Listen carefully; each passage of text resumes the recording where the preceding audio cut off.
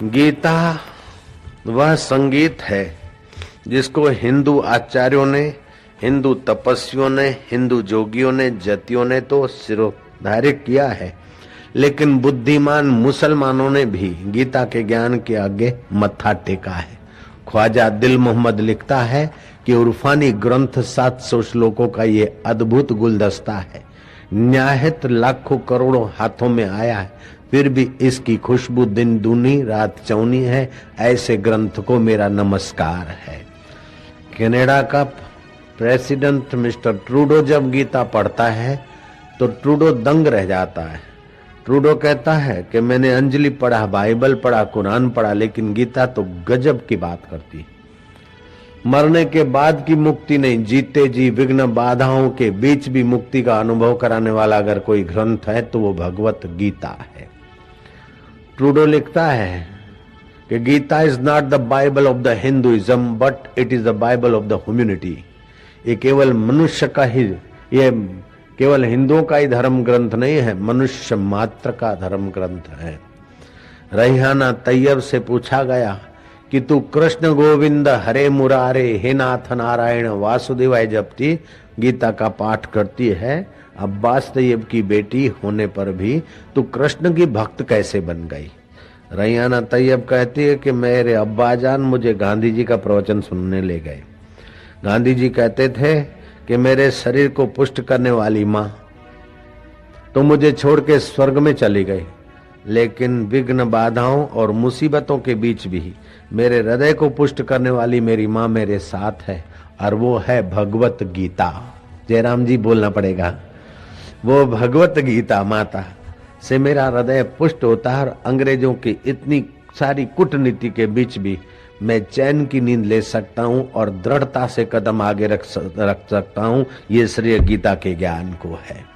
लोग बोलते हैं गांधी जी ने देश को आजाद कराया, लेकिन मैं कहता हूं गांधी जी के जीवन में अगर गीता नहीं होती तो मोहनलाल महात्मा गांधी होकर भी नहीं चमक सकते थे। ऐसा गीता का प्रभाव। अंग्रेजों ने जब प्रयत्न किया दमन नीति के द्वारा भारतवासियों का गला घोंटने का, खुले आम हिंटर मारते मारते ले जाते, खुले आम फांसी के तख्त पर लोगों को चढ़ाया जाता था दहशत जमाने के लिए, फिर भी लोगों की हिम्मत दिन दूनी रात चौनी होती थी।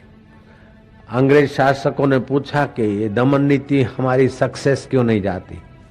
यहाँ के अधिकारियों ने कहा कि इनके पास गीता है, गीता इनको बहुत हेल्प करता है। बोले मिस्टर गीता को अरेस्ट कर लो। बोले गीता मिस्टर भी नहीं है, मिसिस भी नहीं है, गीता तो सबकी माँ है। बोले गीता गायक को अरेस्ट कर लो। अब गीता गायक अरेस्ट कैसे होगा? आखिर में उन मूर्खों ने आदेश भेजा कि गीता पर बैन लगा दो, बंदिश कर दो, कोई गीता न पढ़े। इनकार भी आमंत्रण देता है, जयराम जी की इनकार भी आमंत्रण देता है गीता न पढ़ने का। जो ढंढेरा पीटा त्यों जो नहीं पढ़ते थे वो भी पढ़ने लग गए। और स्वतंत्र सेना संग्रामी गीता पुस्तक साथ में रखते, नैनम छिद्यति शस्त्राणि नैनम दहाति पावकः। शस्त्रों से हम कटते नहीं, आग से जलते नहीं, पानी में डूबते नहीं, हवाओं से सूखते नहीं। मरेगा तो हमारा शरीर मरेगा, हम अमर आत्मा है, फिर से आएंगे और जूझेंगे और भारत देश को आजाद करा के रहेंगे। ऐसी गर्जना करते करते हंसते हंसते फांसी के तख्त पे चढ़ जाते थे। 2-5 को चढ़ाते तो 5-25 और तैयार होते, और 5-25 के साथ जुल्म होता तो सैकड़ों लोग तैयार होते। और आखिर गीता माता के ज्ञान के प्रसाद से मोहनलाल करमचंद गांधी सफलता के सिंहासन तक पहुंचे, यशस्वी हुए। प्राणी मात्र के अंदर छुपी हुई जो ईश्वरीय चेतना है उसका साक्षात्कार कराने का सीधा सरल सहज मार्ग भगवत गीता देती। गीता एक ऐसी जगह पर प्रकट हुई है जहां घोड़े हुंकार रहे हैं, हाथी चिंखाड़ रहे हैं, योद्धा एक दूसरे से प्रतिशोध की आग में तप रहे हैं, वहां गीता प्रकट हुई। गीता जिज्ञासु संजय के कान भी पहुंचती है, और जिसकी अंदर और बाहर से फूटी है ऐसे धृतराष्ट्र के घर भी गीता पहुंचती है। गीता एक ऐसा अद्भुत धर्म ग्रंथ है कि इसका योग संसद अपना संसद में भी कर सकते हैं। जयराम जी की गिरी गुफा में तो कर सकते हैं, लेकिन बाजारों में भी कर सकते हैं। इसका ज्ञान जो ऋषि आश्रमों में ज्ञान मिलता था, गीता ने वो ज्ञान युद्ध के मैदान में खुले हाथ बांट दिया। जो धर्म यज्ञशाला में, मंदिर मठ में संपन्न होता था, वो युद्ध करते करते भी वो धर्म संपन्न करने की व्यवस्था वाला ज्ञान गीता ने खुले मैदान पर दे दिया है। गीता केवल धर्म ग्रंथ है ऐसी बात नहीं है, ये व्यवहार ग्रंथ भी है, उपासना ग्रंथ भी है, साथ साथ में मानव को महामानव और महामानव को देव और देव को साक्षात ब्रह्म रूप में प्रकट कराने वाला ये ब्रह्म विद्या का अद्भुत शास्त्र है। गीता में सरसता है, गीता में माधुर्य है, गीता में सौरभ है और गीता में नित्य नवीन रस है। बार बार गीता पढ़ो फिर भी लगेगा कि कुछ न कुछ नया नया आ रहा है।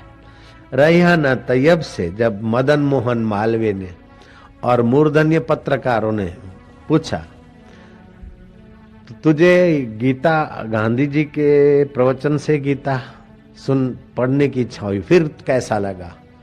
बोले गीता में हर शंका का समाधान है, उसमें किसी मजहब की बड़ाई या निंदा नहीं है, कोई मत पंथ की बात नहीं, अपितु इंसानियत के विकास की बात है। और गीता मैं पढ़ती हूं तो मुझे मेरी शंकाओं का समाधान मिलता है। कभी कभार मन चंचल होने के कारण समाधान नहीं ढूंढ पाती हूं तो मैं गीता पढ़ते पढ़ते रात्रि को सो जाती हूँ, गीता सिराने रखती हूँ। तो कोई पीर पैगंबर नहीं, कोई भेजा हुआ दूत नहीं, लेकिन सबका स्वामी खुद खुदा अल्लाह तुम्हारा कृष्ण मेरे स्वप्नों में आता है, ऐसे अल्लाह की भक्ति में कैसे छोड़ सकती हूँ। जयराम जी की रईहाना तैयब कहती है कि कोई पीर नहीं, कोई पैगंबर नहीं, वो खुद खुदा कन्हैया मेरी शंकाओं का समाधान करने के लिए मुझे स्वप्न में दीदार देता है। मैं भला कृष्ण गोविंद हरे मुरारे हे नाथ नारायण वासुदेवाय कैसे भूल सकती हूँ। गीता में सौरभ है, गीता में रस है, गीता में नित्य नवीन रस है। गीता का उपासक विघ्न बाधाओं से डरता नहीं है। गीता का उपासक उपलब्धियों में अहंकृत होकर आसक्त नहीं होता, सफलता में अहंकार नहीं करता और विफलता में विषाद की खाई में नहीं गिरता है। पूरे हैं वे मर्द जो हर हाल में खुश हैं, मिला अगर माल तो उस माल में खुश हैं, हो गए बेहाल तो उस हाल में खुश हैं। कभी चबावे चना चबीना, कभी लपटा ले खीरांदी, वारे मौज फकीरांदी। कभी तो ओडे शाल दुशाले, कभी गुदड़ियां लीरांदी, वारे मौज फकीरांदी। मंग तंग के टुकड़े खांदे, चलदे चाल अमीरांदी, वारे मौज फकीरांदी, वारे वाह। तो ये गीता का उपासक वेदांत को समझने वाला अपने शरीर को मैं मानने की लंबी गलती नहीं करता, अपनी अमर आत्मा को कभी वो भूलता नहीं है। गीता का वह ज्ञान है।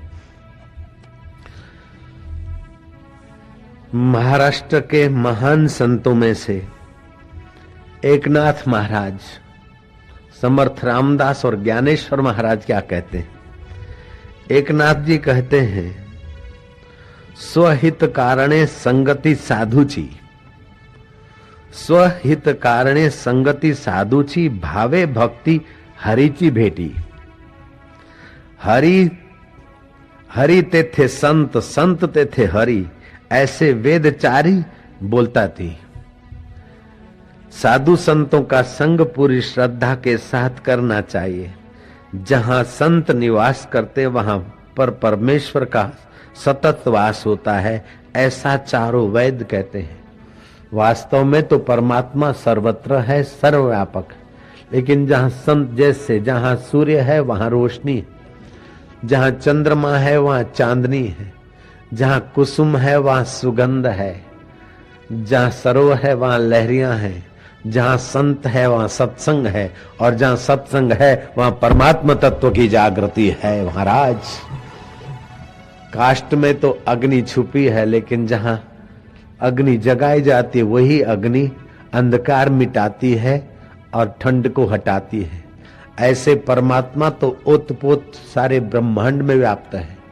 जैसे गहनों में सोना व्याप्त है, तिल्लों में तेल व्याप्त है, चकमक में आग, तेरा प्रभु तुझ में है, जाग सके तो जाग।